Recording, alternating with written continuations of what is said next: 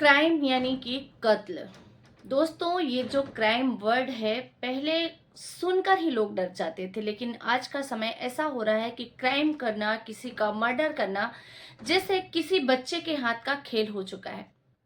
Specially हमारे आज के जनरेशन के बच्चों के लिए ये कहाँ से सीख रहे हैं? टीवी से सीख रहे हैं, मोबाइल से सीख रहे हैं, या फिर हमारे जो इन्वायरमेंट है, हमारा जो परवरिश वाला माहौल है, समाज है, हम कहाँ चूक कर रहे हैं?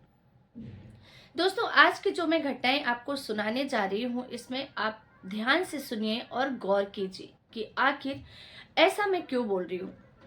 दरअसल दोस्तों, एक महज 13 साल का बच्चा अपने ही कजिन सिस्टर की हत्या कर देता है, वो भी गला रेत कर।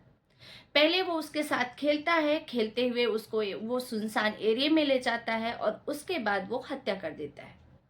हत्या क्यों करता है? सबसे बड़ी बात ये होती है, पहले तो जितने तरीके से वो झूठ बोल सकता था वो झूठ भी बोलता है, लेकिन जब वो पकड़ा जाता है और उससे पूछा जाता है कि तुमने अपनी बहन की हत्या क्यों की, उसका आप जवाब सुनिए। वो कहता है कि मुझे ऐसा लगने लग गया था कि मेरे घर वाले, मेरे आस पड़ोस परिवार वाले सभी लोग मेरी सिस्टर को मुझसे ज़्यादा प्यार करते थे और मुझे हर कोई इग्नोर करने की कोशिश करता था, और इसीलिए मैंने मेरी बहन की हत्या कर दी। जब उससे ये पूछा जाता है कि ये हत्या करने का आइडिया तुमको कहाँ से आया, कि तुम्हें चाकू से मारना चाहिए, गला रेतना चाहिए, इससे इंसान की मौत हो जाती है, और उसके बाद पत्थर से उसका सिर भी कुचल दिया, तो कहता है कि बहुत साल पहले जो मुंबई सीरियल किलर पर एक पिक्चर बनाई गई थी, 2 से 3 दिन पहले मैंने उस पिक्चर को देखी थी, और उसके बाद ही मैंने अपना मूड बना लिया था कि मेरी बहन को मैं मार डालूंगा, और उसके बाद सारे लोग मुझे प्यार करने लगेंगे क्योंकि ऑप्शन नहीं होगा। तो देखिए दोस्तों, एक 13 साल के बच्चे का जो मानसिक विकास है वो किस तरफ जा रहा है, और ये हमारे देश का भविष्य है, और ये आगे चलकर क्या करेंगे।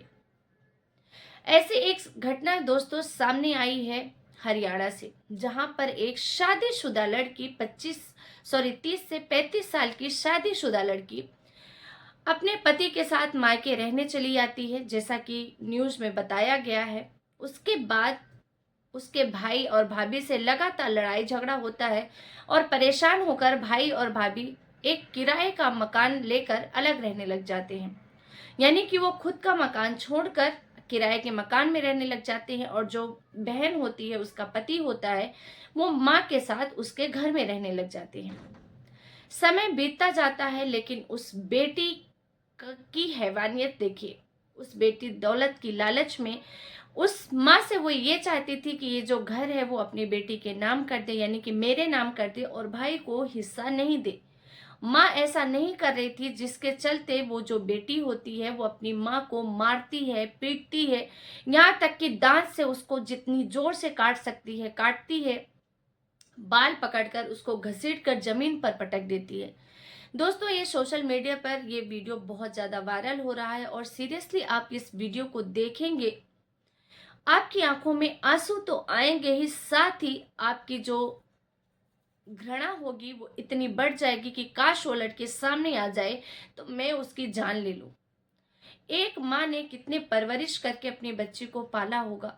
आज तक हमने जितने भी वीडियो देखे, हमने सुना था कि जो लड़के होते हैं अनाथ आश्रम में माँ बाप को छोड़ आते हैं, उनके साथ बहुएं दुर्व्यवहार करती हैं, उनको प्रताड़ित करती हैं, लेकिन एक बेटी अपनी सगी माँ के साथ इतना बुरा बर्ताव, इतना हैवानियत भरा बर्ताव कैसे कर सकती है? एक शादीशुदा बेटी जो कि कुछ समय बाद शायद वो खुद ही माँ बनेगी, क्या वो माँ बनने के बाद ये जो वो कर रही है उसको जस्टिफाई कर पाएगी? क्या वो ये डिजर्व करेगी कि उसकी बच्ची उसके साथ वैसा बर्ताव करे? क्या वो चाहेगी कभी? ये बहुत ही सोचने वाली बात है। दोस्तों, इसी तरीके से उड़ीसा के जगत सिंहपुर से एक और हैरान कर देने वाली घटना सामने आई है, जिसमें एक 21 साल का व्यक्ति अपने माता पिता और 25 साल की बहन की निर्मम हत्या कर देता है, वो भी पत्थर से कूट कूट कर। जब इस घटनाक्रम का खुलासा होता है तो जो बात सामने आती है उसे सुनकर आप और हैरान होंगे। दरअसल वो व्यक्ति सिर्फ इसलिए अपने माँ बाप और बहन की हत्या कर देता है कि उसने अपने पिता से गुटखा खाने के लिए 10 रुपए मांगे थे और पिता ने मना कर दिया था।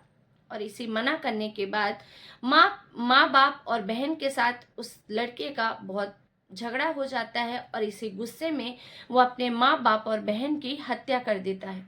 और हत्या करने के बाद वो वहां से निकल जाता है, फरार होने की कोशिश करता है, लेकिन वो पकड़ा जाता है। दोस्तों, ये घटनाएं ऐसी हैं जो हमारे समाज में बहुत खोखला भी कर रही हैं, साथ ही जो हमारी नई जनरेशन है, हमारे बच्चे हैं, वो किस तरफ जा रहे हैं, ये बहुत ही ज़्यादा गंभीर समस्या है और बहुत ज़्यादा सोचने की ज़रूरत है। खैर दोस्तों, इस घटनाक्रम को सुनाने का उद्देश्य किसी की भी भावनाओं को ठेस पहुंचाना नहीं है, बल्कि आप सबको जागरूक करना है, सतर्क करना है। जितना ज़्यादा हो सके अपने बच्चों पर ध्यान दीजिए। फिर मिलेंगे एक नई सच्ची क्राइम घटना के साथ। तब तक के लिए आप सबका बहुत बहुत धन्यवाद। जय हिंद, जय भारत।